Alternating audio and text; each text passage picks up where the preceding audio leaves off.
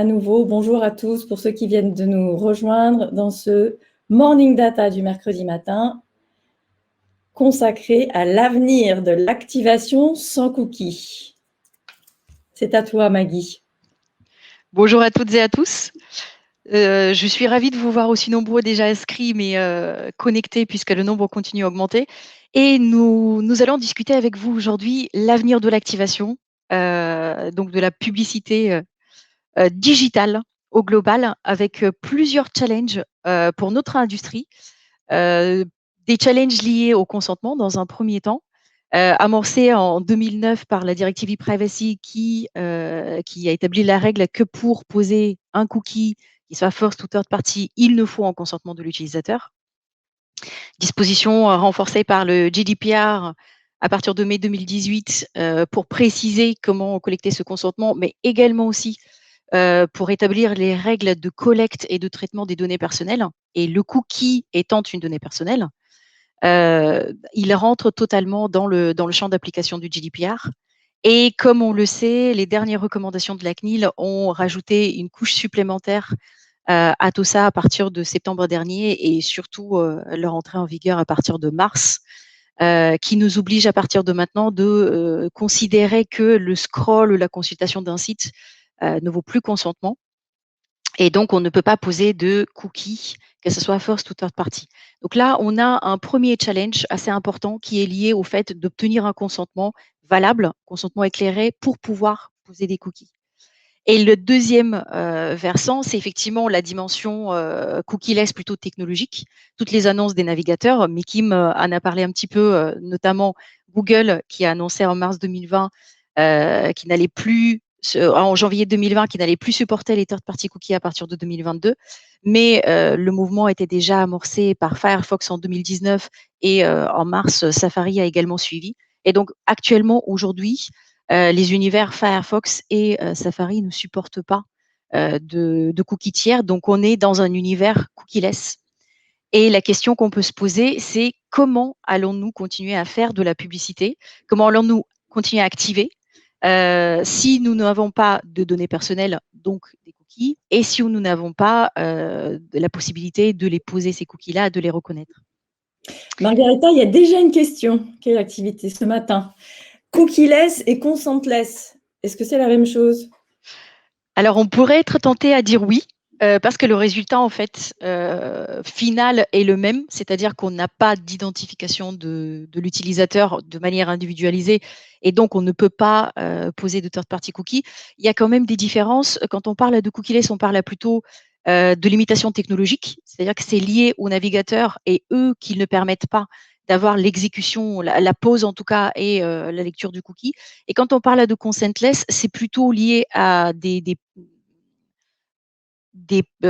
problèmes, on peut dire, ou en tout cas une partie juridique, c'est-à-dire que c'est lié à la réglementation et au fait de ne pas pouvoir poser un cookie si on n'a pas de consentement. Et quand on parle de cookie-less, au niveau des navigateurs, c'est principalement les third-party cookies qui sont concernés, donc les cookies des tiers, de ceux qui n'ont pas de relation directe avec l'utilisateur. Et quand on parle de consentless, c'est les first et les third party qui sont concernés. Donc, un éditeur ou un annonceur qui a une relation directe avec un consommateur, un utilisateur, est obligé quand même de lui demander son consentement pour poser une first party cookie. J'espère que cela a répondu à la question, et ça nous permet de justement de passer directement et de faire une belle introduction au sujet qui est, on a ces challenges, comment on va faire sans données personnelles, comment on va faire sans cookies pour continuer à faire de l'activation, pour continuer à faire de la publicité. Pour le moment, il y a 4 alternatives sur le marché. Bien sûr, la Privacy Sandbox, celle de laquelle on parle le plus, puisque Google reste un des acteurs incontournables sur le marché. Mais en dehors de cette Privacy Sandbox, on a effectivement d'autres alternatives qui sont la first party data et le trafic authentifié côté éditeur qui reste toujours disponible et utilisable. Bien sûr, le contextuel. Et ce qui est apparu plus récemment, des ID unifiés, ou ce qu'on appelle aussi Third Party Identity Solutions. C'est des ID universels qui permettent également d'identifier un utilisateur. Je vous propose de commencer tout d'abord par un état des lieux du marché pour pouvoir, avant de parler de ces différentes alternatives, se rendre compte de ce que ça peut représenter sur notre marché. Aujourd'hui, la distinction qu'on fait, sur le marché globalement de l'activation, c'est on a du open web et on a les walled gardens. Les walled gardens représentent à peu près un tiers globalement de l'inventaire sur le marché et parmi l'open web, Safari et Firefox représentent à peu près 20 à 25 et le reste, en fait, c'est l'univers, Chrome. Si on essaye de faire une projection, pour se dire comment à court terme, à partir de 2022, comment cet état des lieux peut évoluer, comment ça peut se présenter sur le marché. Il y a peu de chances que d'ici là, le potentiel des walled gardens augmente, et il y a de grandes chances que dans un premier temps, il reste le même. Mais dans le futur, en fonction de la manière dont le reste des alternatives va se développer, il est possible aussi que cet inventaire grossisse et que les investissements puissent se shifter un peu plus vers les walled gardens. Parmi les 67 qui restent, globalement, l'ID-based représente à peu près dans les 13 donc globalement 15 à 20 des inventaires globaux. Et le reste, c'est de l'ID-less. Donc le reste, ça représente quand même plus de 50 et donc c'est très important de se rendre compte du fait qu'on n'a pas une seule solution de remplacement au cookie.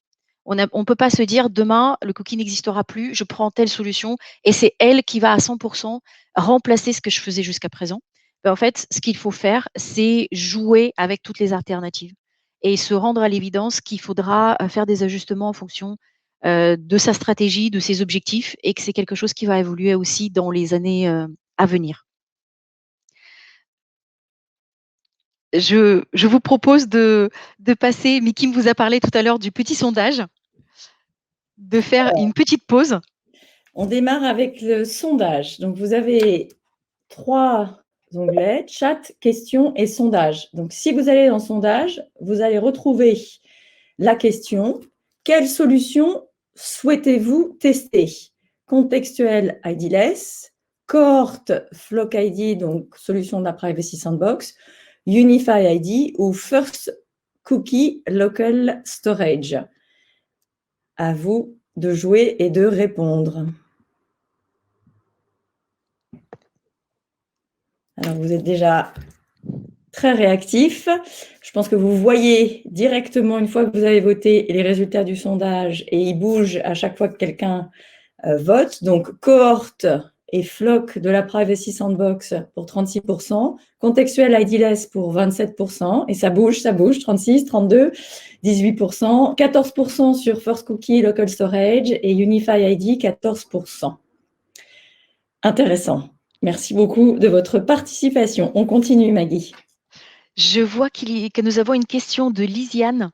Les alternatives seront-elles aussi fiables que les cookies purs? Alors Lisiane, je te propose de répondre à cette question un petit peu plus tard, puisque je vais essayer de passer un petit peu de temps sur chacune des alternatives et en fait on verra les avantages, les inconvénients. Donc c'est justement une introduction dans la suite toute trouvée qui m'aide justement à amorcer la suite du sujet. Si on commence par la Privacy Sandbox, parce que c'est l'alternative de laquelle on parle le plus sur le marché actuellement, il y a plusieurs avantages et justement, ça va en partie répondre à ta question, Lisiane, concernant la Privacy Sandbox. Tout d'abord, ce qui va rester possible et ce qu'on va pouvoir faire avec la Privacy Sandbox. Alors, comme vous savez, c'est un projet open source qui a été effectivement amorcé par Google, mais qui a été repris par le W3C et dans lequel tout le monde peut participer. Et effectivement, le marché entier peut donner ses avis, mais également aussi participer à la création des solutions de futur. Et ce qui, pour l'instant, est à peu près sûr, parce qu'il y a beaucoup d'inconnus encore, il y a beaucoup de discussions, il y a beaucoup de choses qui restent encore au stade d'ébauche. Ce qui est plutôt sûr, c'est effectivement que nous allons pouvoir continuer à faire des ciblages d'audience, mais des ciblages d'audience agrégés et non plus au niveau d'un navigateur individuel. Donc, c'est les fameux flocks, ces cohortes qui donnent la capacité en fait de cibler un certain nombre de flock ID qui sont regroupés ensemble et qui ont globalement fait visiter les mêmes sites dans les 7 derniers jours. Donc, c'est globalement la manière dont on va pouvoir les identifier. Cela ouvre des champs assez intéressants pour notamment pour des sociétés comme Weborama, qui disposent de leurs outils de connaissance client, de leur data science et également aussi d'une base de données, puisque nous aurons la possibilité de décoder ces flocks, de créer des audiences sur leur base, également aussi de créer des lookalikes, de faire de la connaissance client et à partir de ces flocks, en fait, de faire des audiences beaucoup plus intelligentes et d'aller beaucoup plus dans quelque chose de précis par rapport à ce qu'on va avoir au niveau des flocks. Ce qui reste possible, c'est effectivement, bien sûr, le ciblage contextuel et également aussi, au travers des fledges, probablement le reciblage et le retargeting. C'est encore en discussion, probablement bientôt en test, mais ça risque c'est un des cas d'usage, en tout cas, qui est discuté au sein de la Privacy Sandbox. Et l'avantage, c'est qu'en fait, on bénéficie dans cette Privacy Sandbox du trafic Chrome qui couvre, comme on l'a vu, quasiment une grande partie du marché. Donc, en fait, on va avoir une proportion assez importante en termes de reach. Et il y a quand même des limitations. Les premières limites, c'est qu'il faut se faire à l'idée qu'on n'aura plus la possibilité d'acheter de la data third party individualisée, donc plus du tout au niveau de navigateur. Donc, ce qui veut dire aussi plus de tracking cross-domaine par des tiers. Ça veut dire également aussi, et Google l'a annoncé il y a pas très longtemps, pas de fingerprint et notamment pas d'identifiant quelconque. Donc, tout ce qui peut identifier un utilisateur ne sera pas disponible. La géolocalisation probablement parce que Google est déjà en train d'amorcer le fait que l'adresse IP ne sera pas disponible non plus. Et quelque chose de très important, au niveau de l'univers Google, tout repose sur des traceurs. Donc, même si ce n'est pas des cookies, ça reste des traceurs et donc plutôt basé sur les données personnelles et l'email, mais cela veut dire également aussi consentement.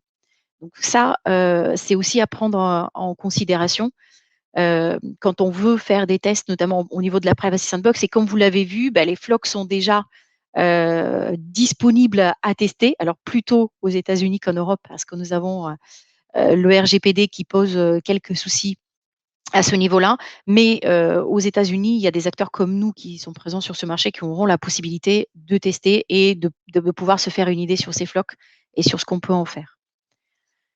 La deuxième alternative, ce sont ces ID unifiés dont on parlait, donc les Third Party Identity Solutions. Il y en a beaucoup dont on entend parler sur le marché, certaines qui sont plus connues que d'autres, mais il doit y avoir peut-être une vingtaine de solutions différentes. Leur avantage, c'est de remplacer l'identification par navigateur par une identification plus personnalisée, c'est-à-dire par utilisateur. Donc, on n'aura plus un cookie est égal à un navigateur, mais on n'a pas forcément la personne qui est derrière. Le fait qu'une grande partie de ces ID unifiés repose sur des adresses email ou sur des données personnelles, ça fait en fait le résultat de cela, c'est que on va individuellement connaître une personne. Donc, on va avoir un user en particulier et non pas un navigateur. Ce qui rend le ciblage cross-domaine et cross-device particulièrement intéressant, puisqu'il sera à people-based. On garde aussi la capacité de faire du frequency capping cross-device et bien sûr de faire du reciblage. Et les éditeurs auront la possibilité, s'ils utilisent ces ID unifiés, et si ces ID sont reconnus sur toute la chaîne, de pouvoir continuer à faire des deals avec leur first party data. Et il y a quand même des limites. La première et la plus importante, c'est la variété de solutions. Il y en a beaucoup. Il y a besoin déjà de les intégrer, même si les intégrations en général sont plutôt simples. Mais il y a besoin de les intégrer. Il y a besoin aussi d'une synchronisation pour que ces ID se parlent et se reconnaissent. Il y a également ce besoin de trafic authentifié et bien sûr, besoin de consentement de base légale pour le traitement de ces données personnelles. Et la limite la plus importante pour l'instant reste le reach et la couverture. Comme vous l'avez vu sur le schéma que je vous ai présenté, tout ce qui représente des ID, pour le moment, c'est globalement entre 15 et 20% du marché global. Donc, ça reste quand même très limité. Ce qui veut dire que malgré tous ces avantages, on ne sera pas en mesure tout de suite de faire une campagne basée uniquement sur les ID.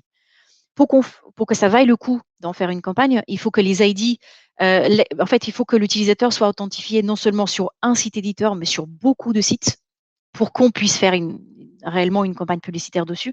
Et il faut également aussi que cet ID soit propagé sur toute la chaîne des intervenants, tout ce qui est ad tech notamment, les SSP, les DSP, les ad serveurs. Il faut que tout le monde ait connaissance de cet ID pour pouvoir faire des campagnes efficaces. La troisième alternative, ce sont les first party cookies. Notamment, cela concerne plus le côté éditeur, parce que cela permet effectivement de ne pas avoir besoin de données personnelles, de faire un peu plus d'échelle que les ID unifiés, et donc de continuer à faire du ciblage à niveau plutôt individuel et des deals first party data, côté éditeur. Ça permet également aussi de gérer le frequency capping, mais au niveau du site éditeur. C'est-à-dire que ce sera un frequency capping dédié au site sur lequel est posé le first party cookie. Et éventuellement aussi de faire bien sûr de la géolocalisation. Parmi les limites, par contre, on va retrouver le fait que cet ID sera connu qu'à l'éditeur, donc on ne pourra pas l'utiliser cross-domaine, donc on ne pourra pas faire de retargeting. Et qui dit pose de cookie first party dit besoin de consentement et de base légale de collecte. Et également aussi, on se pose la question sur la couverture, puisque le consentement va conditionner effectivement la collecte de ces first party cookies, mais on estime déjà que les inventaires qui pourront être proposés effectivement avec ces first party cookies vont être un peu plus importants en termes d'échelle que ce qu'on peut faire avec les ID unifiés. Néanmoins, ils ne seront pas aussi importants que le contextuel, qui est la quatrième alternative, puisque le contextuel ne nécessite pas de consentement. Donc, il n'y a pas de traitement de données personnelles, il n'y a pas besoin de consentement, et donc on peut toucher la totalité des inventaires sur le marché. Et donc, on peut faire des ciblages d'audience, et cookieless et ID-less, donc on s'affranchit en fait de ces limites. On peut continuer à faire des deals et first et third party data basés uniquement sur le cookieless, faire toutes les typologies de campagne du branding à la performance, et également aussi faire du lookalike des pages et allier du reach et de la précision.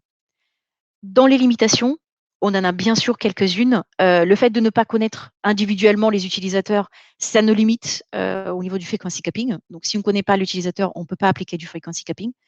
Même si, je fais une aparté, il y a des acteurs sur le marché qui travaillent actuellement, et nous participons à quelques discussions, sur le fait de mettre en place du frequency capping algorithmique, qui va probablement pouvoir dans le futur répondre à cette question-là au niveau du contextuel. Et bien sûr, l'autre limite, c'est le retargeting, le fait de ne pas pouvoir reconnaître un utilisateur. Maggie, il y a une question avant le sondage, peut-être. Pardon. Sur justement je vais poser la question sur il y a la performance, mais sur le fait que est-ce qu'on peut penser, donc je pose la question, pardon, le contextuel est-il un retour en arrière? Alors, c'est une très bonne question. Est-ce que le contextuel, c'est un retour en arrière? Tout dépend comment on fait du contextuel. Et je vais vous en parler tout à l'heure, et notamment un petit peu plus sur les solutions qui existent sur le marché. Si on fait le bon vieux contextuel à l'ancienne, où je vais voir les éditeurs, je leur demande qu'ils me fassent une sélection de pages qui sont catégorisées économie, juste parce qu'on a ce type d'article. Oui, c'est un retour en arrière parce qu'on revient à la bonne rubrique à l'ancienne. Par contre, si on utilise les nouvelles technologies, les technologies de contextuel, parce qu'il a beaucoup évolué depuis ces temps-là, non, ce n'est pas un retour en arrière. C'est au contraire de très belles opportunités de construire des audiences très qualifiées et d'allier justement le reach et la précision. Et je me permets de répondre à cette question un peu plus en détail juste après le sondage, parce que je vais vous parler un tout petit peu plus justement des différentes possibilités qui existent sur le marché de faire du contextuel et comment le nouveau contextuel peut être complètement différent de ce qu'on faisait dans le passé. D'accord. Donc, on n'oublie pas, il y a la question sur le cas d'usage, sur l'activation contextuelle, et puis sur les alternatives, seront-elles aussi fiables que les cookies? Donc, on a les deux questions qui sont en suspens auxquelles il faut bien sûr répondre. Alors, on passe sur le sondage. Si vous allez dans l'onglet, vous trouvez la question: avez-vous déjà testé une campagne contextuelle en 2020 ou en 2021? Alors, non, mais je compte tester à 50%, 40% oui, et 7% non, je ne compte pas tester. Ça a l'air de se stabiliser en termes de chiffres. Je ne compte pas tester. Tiens, finalement, quelques-uns ont changé d'avis. Parfait. On poursuit. Merci de votre participation. Les résultats sont assez intéressants. Je voudrais partager avec vous justement des résultats et des learnings des campagnes que nous, on effectue. Ça fait plus de 6 mois que nous faisons des campagnes cookie-less contextuelles avec plusieurs de nos annonceurs et je voudrais bien partager avec vous les résultats. Ça serait intéressant effectivement de pouvoir en discuter et de voir si vous avez obtenu des résultats qui s'y rapprochent ou si vous avez effectivement des learnings différents ou complémentaires. Mais je vais commencer, si vous me le permettez, par quelques mots sur justement les différentes technologies disponibles en termes de contextuel et la technologie que nous utilisons, la technologie propriétaire Weborama, puisque la technologie utilisée conditionne aussi les résultats obtenus et les learnings. Et c'est important de savoir sur quelle base nous on s'est basé pour obtenir ces résultats-là. Donc justement, pour répondre à la question, est-ce que le contextuel est un retour en arrière? Du coup, on a globalement 3 grandes typologies de ciblage contextuel sur le marché. La très ancienne, qui est le ciblage par rubrique ou par catégorie, qu'on connaît et qui est celle qui produit de moins bons résultats parce que globalement, on peut considérer que la plus grande partie des visiteurs qui y sont ne sont pas intéressés par le produit qu'on propose. Il y a bien sûr celle qui est le plus répandue actuellement sur le marché, qui est le ciblage contextuel par mots-clés. C'est-à-dire que le simple fait d'avoir un mot-clé à une fréquence suffisante dans un texte suffit pour le classer dans une catégorie. Le mot énergie est présent plus de X fois, donc c'est un texte qu'on va classer dans la catégorie énergie. Le désavantage et les limites de cette technologie-là, c'est qu'en fait, on n'a pas de connaissance du contexte derrière l'utilisation d'un mot. Est-ce qu'on utilise le mot énergie dans le sens électricité ou est-ce qu'on l'utilise plutôt dans le sens physiologique? J'ai besoin de faire le plein d'énergie parce que je suis à plat actuellement. Et ça fait toute la différence. Si je suis un fournisseur d'électricité, pour moi, parler sur des pages qui parlent d'électricité, être dans le contexte électricité, vaut beaucoup plus qu'à parler du plein d'énergie physiologique. Et donc effectivement, quand je fais ce type de ciblage, il y a une partie de mon budget qui va forcément sur un public qui n'est pas intéressant pour moi, mais qui n'est pas intéressé par mes produits non plus. Et il y a la troisième catégorie qui est le ciblage contextuel sémantique dont Weborama possède effectivement une solution propriétaire et que nous utilisons justement pour un certain nombre de campagnes que nous gérons avec nos clients. Et la différence réside dans le fait de ne pas analyser les mots de manière individuelle, mais d'analyser plutôt les relations entre les mots, le contexte dans lequel ils apparaissent pour comprendre le sens global. Et là, on va être capable justement avec l'utilisation des technologies NLP, que je pense vous connaissez tous, Natural Language Processing, ou le traitement du langage naturel. On sera en mesure de comprendre si on parle d'énergie au sens électricité ou d'énergie au sens plutôt physiologique du terme. Donc ça, c'est le premier avantage extrêmement important. Le deuxième avantage, c'est que ces technologies-là permettent d'être beaucoup plus précis dans les audiences qu'on crée. Donc d'être vraiment dans la précision des segments. Là, on va avoir uniquement un segment composé de pages qui parlent du contexte énergie, électricité. Et plus particulièrement peut-être de l'énergie renouvelable parce que je suis un fournisseur d'électricité qui met en avant cette solution-là. Donc je veux plutôt parler d'énergie renouvelable. La solution Weborama a plusieurs avantages par rapport à d'autres que vous pouvez connaître. Le premier étant le fait que nous avons un moteur de recommandation qui est extrêmement puissant et qui est capable de suggérer des contextes complémentaires ou annexes à celui qui nous intéresse. Et notamment, quand on parle d'énergie renouvelable, on a peut-être une précision assez importante, mais un reach peut-être un peu plus limité, parce qu'il n'y a pas encore suffisamment de contenu.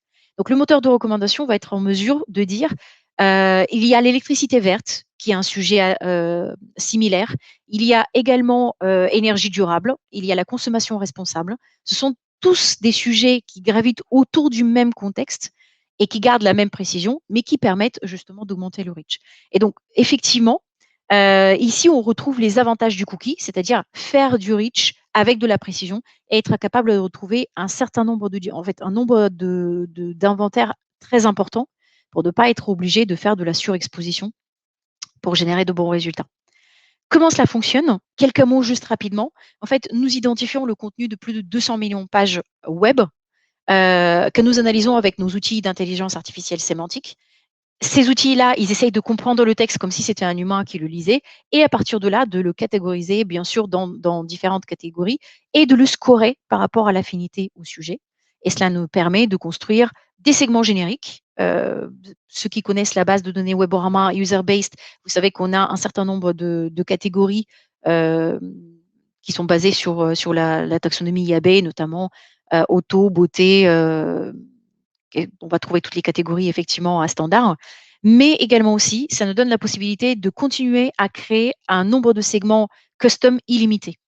Donc de pouvoir découvrir des contextes qui sont liés à un annonceur, que ce soit son univers sémantique, que ce soit autour de ses produits, autour de ses concurrents, autour de n'importe quelle thématique sur laquelle il y a quelque chose d'écrit sur le web. Et du coup, de nous adapter à toutes les typologies de campagnes. Et donc de pouvoir faire autant du branding que de la performance. Ce qui va nous aider également aussi, côté Weborama, c'est que nous avons le scoring que vous connaissez sur le user base qui est de 1 à 20. Nous l'avons appliqué également aussi au contextuel. Et donc, nous avons un scoring de 1 à 4 qui, du coup, donne l'affinité de la page par rapport au sujet. Donc là, on ne fait plus le profiling d'un utilisateur parce qu'on n'en a pas la connaissance, mais on fait le profiling de la page elle-même. Si on prend cette page que vous voyez sur l'écran qui parle du coronavirus et quoi faire pendant le confinement, le sujet principal que nos outils vont détecter n'est pas la crise sanitaire ou le coronavirus en soi, ce sera plutôt le divertissement parce qu'il parle de quoi faire pendant le confinement. Donc, le sujet médical va avoir plutôt des notes 1 à 2 et le sujet divertissement, relaxation, do it yourself va avoir plutôt des notes de 3 à 4 parce que c'est le sujet principal. Si on prend un article qui parle des vaccinations, par exemple, pourquoi se vacciner contre le Covid? Quels sont les avantages des vaccins? Là, cet article-là, il sera également lié à la crise sanitaire, au médical et au coronavirus, mais avec des notes de 3, probablement 4, puisque le sujet principal, c'est celui-ci, c'est la crise sanitaire. Et l'avantage de ces scores, de ces notes d'affinité, c'est de pouvoir les utiliser dans différentes typologies de campagnes.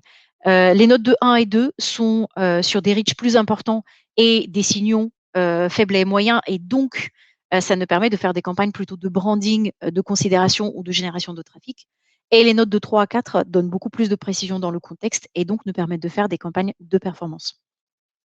Et la dernière différence dont j'aimerais vous parler, qui est très importante quand on parle de contextuel, c'est effectivement le volet brand suitability et brand safety.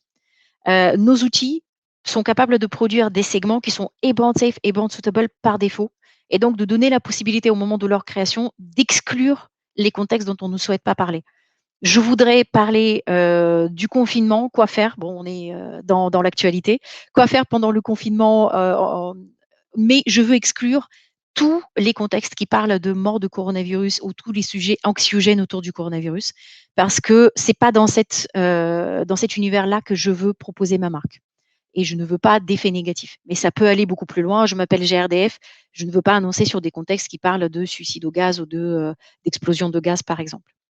Et donc, cela nous amène, donc cette introduction nous amène aux résultats que j'aimerais partager avec vous. Donc, pour le moment, nous avons un certain nombre de campagnes depuis 6 mois. La plus grande partie d'entre elles qui maintenant tournent en fil rouge après un premier test et sur différentes industries et avec quasiment tous les objectifs de campagne, entre le recrutement d'abonnés, la génération de trafic, les ventes, leads, le branding. En fait, on a essayé de tester tout le scope.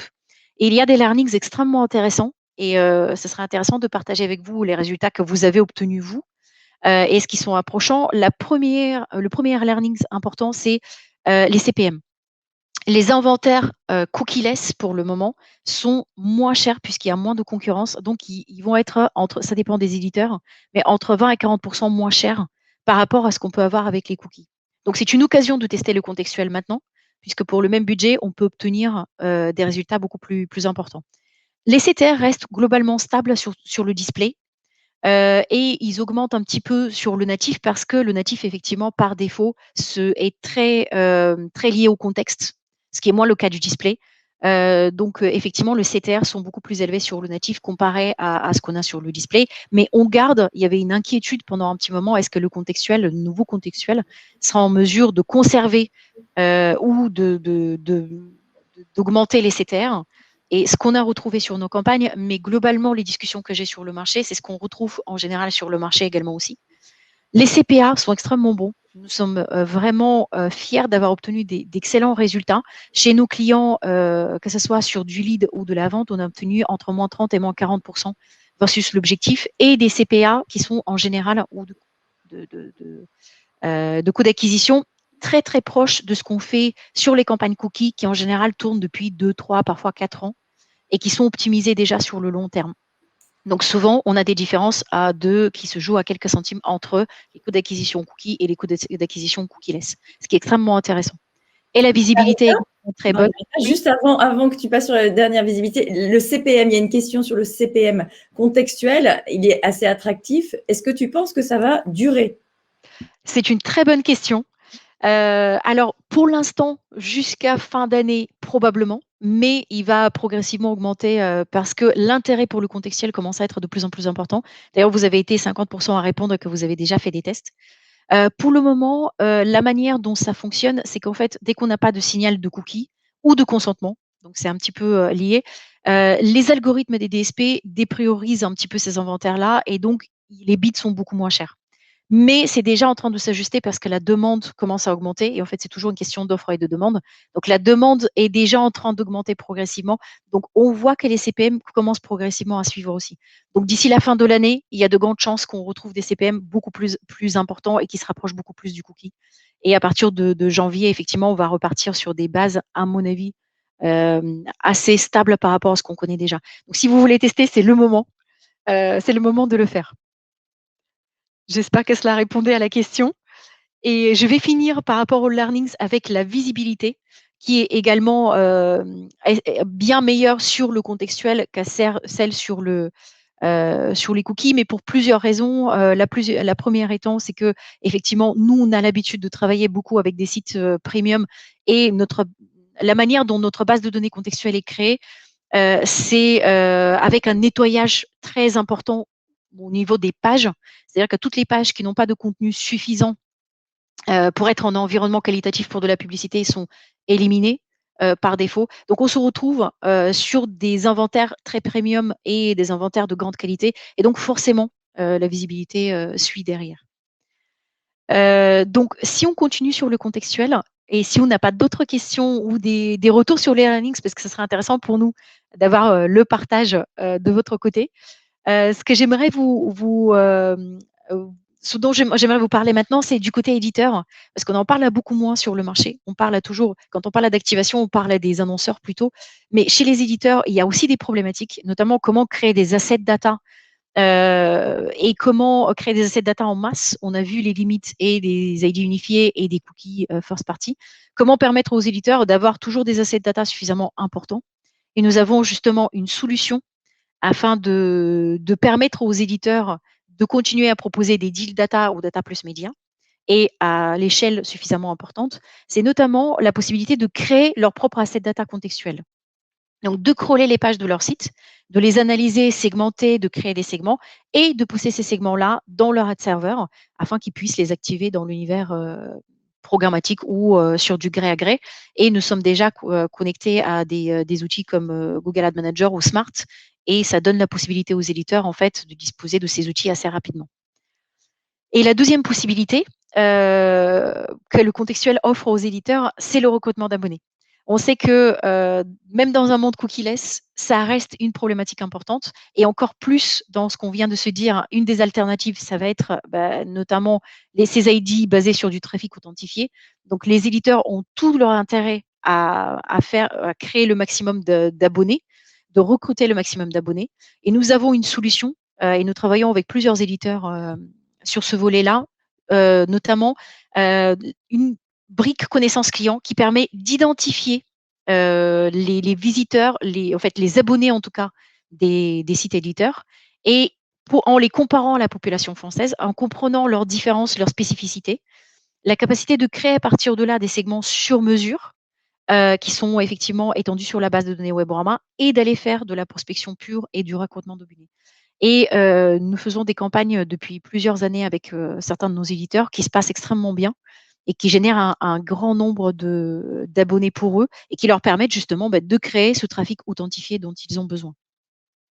Le grand avantage, c'est que c'est assez simple à mettre en place. C'est quelque chose que nous avons en version cookie, en version cookieless.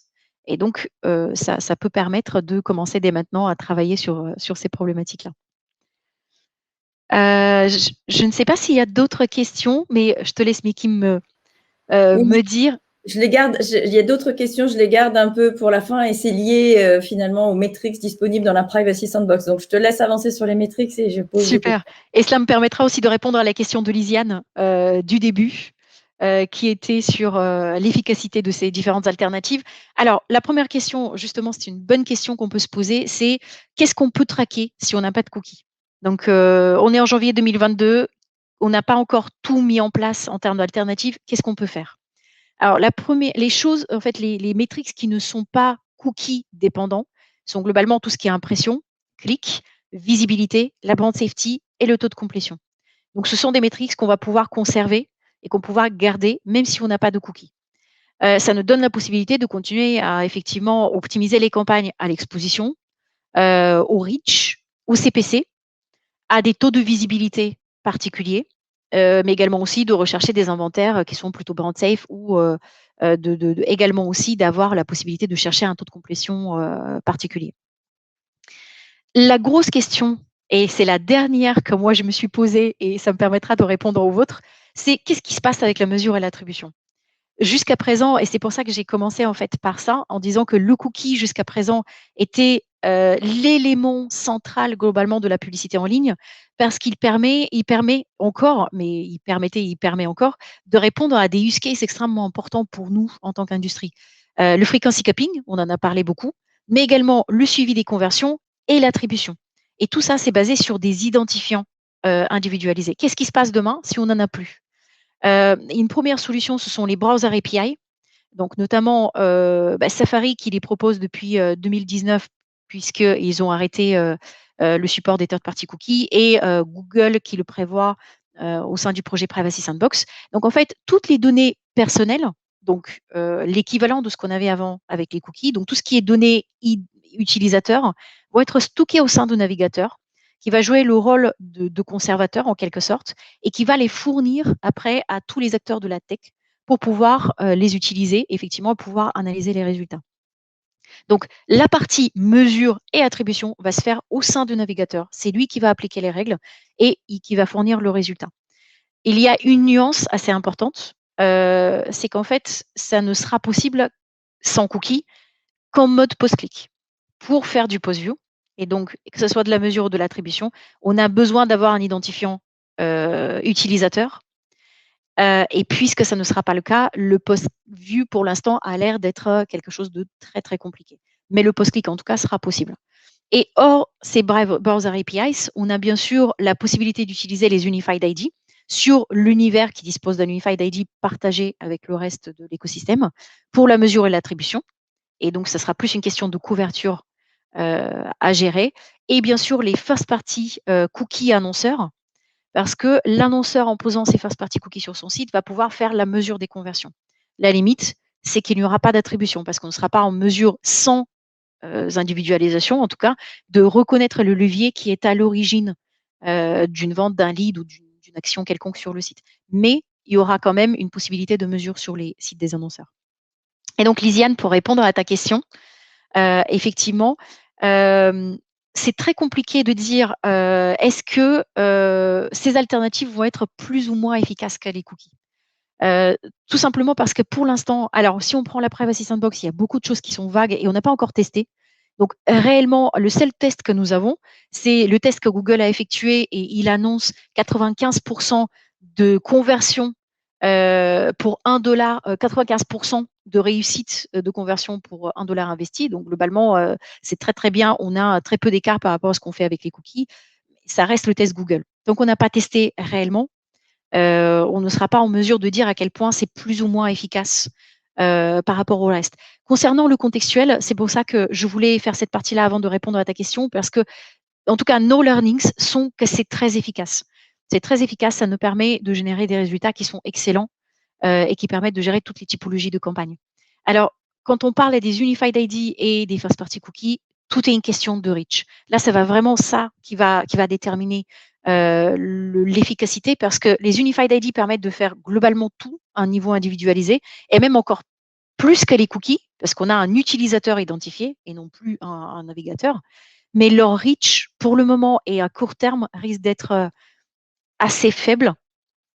Et les first party cookies risquent d'augmenter assez rapidement dans le temps. C'est plus facile, effectivement, à collecter des first party cookies, mais leur intégration chez les éditeurs peut être quand même assez complexe. Donc ça, c'est une des limites, c'est qu'à l'intégration, à la différence des Unified ID qui sont plutôt simples à intégrer parce que les fournisseurs d'Unified ID font la plus grande partie du travail. Les first party cookies, ça demande quand même beaucoup de travail côté éditeur, beaucoup de modifications. Pour l'instant, certains ad serveurs sont déjà en train de le proposer, mais pas tous. Et donc, il va falloir un peu de temps avant qu'on agrège suffisamment de first party data pour pouvoir faire de l'échelle. Donc, effectivement, pour le moment, c'est une question qui reste plutôt complexe. Et à part le contextuel qui est vraiment concret, disponible là maintenant, on peut faire des tests, on peut se faire des learnings et je vous y invite parce que nous, on voit vraiment des cas d'usage très intéressants. Le reste, il faut qu'on attende pour voir. Alors, Margarita, une question sur la third party. Cela veut-il dire plus de third party data dans la Privacy Sandbox pour l'activation? Je ne sais pas si tu veux répondre ou si Olivier veut répondre à cette question. Donc, on parle de la third party data dans la Privacy Sandbox. Je peux déjà répondre à Olivier. Tu complètes si tu veux ou je te laisse comme tu veux. Je t'en prie, je compléterai. Parfait. Alors ça, c'est une excellente question. Et la Privacy Sandbox, ça ne veut pas dire la fin de la third party data. Alors ce que je vous disais tout à l'heure, c'est qu'effectivement, nous aurons la capacité chez Weborama d'analyser les flocks, de les décoder pour pouvoir en tirer de la compréhension et aussi pour pouvoir les enrichir avec de la connaissance client et à partir de là, créer des segmentations plus précises. Et donc, nous pourrons créer des segments basés sur les flock ID. Et soit les activer, soit les pousser dans vos outils pour les activer. Donc ça, c'est une partie qu'on peut faire. Et la deuxième, c'est bien sûr le contextuel. Ça existe déjà, on a la base de données, on a la capacité de créer des segments sur mesure. Donc, c'est déjà des segments third party dans un univers cookieless et dans un univers Privacy Sandbox qui vont continuer à marcher. Donc, ce sont ces deux solutions-là que je vois en third party data qui vont continuer à exister au sein de la Privacy Sandbox. Google a annoncé qu'il ne va pas supporter dans son univers les Unified ID. Donc, il va par contre permettre aux éditeurs de les utiliser à l'extérieur de son univers, mais au sein de la Privacy Sandbox, on n'aura pas accès à ces identifiants. Et donc, on n'aura pas la possibilité d'apporter une quelconque third-party data sur cette base-là. Mais effectivement, on peut utiliser les deux premières solutions. Et je complète effectivement, faut pas oublier que la donnée third party, c'est en rapport, enfin, il faut prendre en rapport à votre donnée. Donc, c'est la donnée qui n'est pas la vôtre finalement. Et il y a une autre donnée qui va persister, c'est tout simplement la donnée des éditeurs. Dans un domaine fermé, il y a la donnée des walled gardens. Si je fais une activation, évidemment, il y a les gros, mais il y a les plus petits aussi, hein, mais si je fais une activation dans Facebook, il y a de la donnée third dans Facebook. Si je fais une activation chez un éditeur français ou autre, si cet éditeur s'est correctement finalement équipé de solutions qui permettent d'exister dans un monde sans cookies tiers, mais avec d'autres solutions et pas forcément uniquement contextuelles, à partir du moment où vous annoncez dans ces environnements-là, pour vous, en tant qu'annonceur, si je prends le cas annonceur, pour vous, cette donnée-là, c'est de la donnée third. Alors qu'il ne peut être utilisé que dans leur univers. Alors après, dans le cas des groupes de presse, là, c'est peut-être plus intéressant parce que l'univers est beaucoup plus gros. Donc leurs données vont peut-être pouvoir avoir un reach beaucoup plus grand qu'un éditeur isolé, on va dire. Mais ça reste de la donnée third qui sera utilisable différemment. Donc ça, on n'est pas vraiment nécessairement programmatique, on est plutôt sur des deals. Mais ça sera des données qui seront toujours utilisables, toujours disponibles. Nous avons une dernière question qui fait référence à l'article d'AdExchange qui a été publié hier soir sur l'absence de tests de flocs en Europe. Weborama pourra-t-il tester les flocs? Si oui, quand? Alors, la réponse est oui, parce que déjà, nous sommes aux États-Unis. Donc, au travers de notre présence sur ce territoire, nous allons pouvoir tester les flocs. Et nous nous y attelons, nous nous y préparons déjà depuis un petit moment. On était également dans les starting blocks pour tester en Europe. Donc, on va éclaircir ce point très vite avec Google pour être sûr qu'on a bien compris et que AdExchange a bien compris également. Je crois qu'il y a un petit sondage pour finaliser cette présentation. Donc, allons dans l'onglet « Sondage ». Et simplement, on voudrait juste savoir si vous êtes prêts pour un monde sans cookies.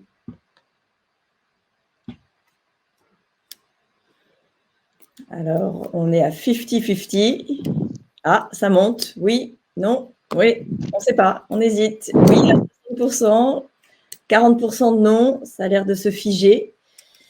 Alors, pour tous les gens qui sont prêts, eh bien, on est là pour vous accompagner, pas simplement pour tester les solutions Weborama, vous le savez bien. On est là aussi pour vous aider sur tous les sujets de conseil. Et pour tous ceux qui ne sont pas prêts, exactement la même chose. N'ayez pas peur. C'est possiblement un recul dans le bon sens. Pour une publicité plus respectueuse, pour une publicité plus harmonieuse. On pourra évidemment, moi je suis très très positive et optimiste, on pourra évidemment mesurer des choses, ça se fera de façon différente. Je pense que l'AI, de façon générale, va nous aider à aller dans ce sens-là de la mesure. Margarita en parlait, au niveau algorithmique, il y a déjà des solutions qui commencent à se mettre en place. Donc il faut embrasser la technologie, embrasser ce qui vient, n'ayez pas peur. Foncez et on est là à tout moment si vous avez besoin. Nous vous remercions très chaleureusement de votre participation. Vous étiez très nombreux aujourd'hui. Et puis, bien sûr, vous retrouvez ce Morning Data en replay. Et nous revenons le 28 avril. Le sujet n'est pas complètement calé, mais presque. Donc, nous ne manquerons pas de vous tenir informés, de vous envoyer les invitations. Maggie, mille merci. Olivier, mille merci. Chers tous et toutes, excellente journée. À bientôt. Excellente journée à tous.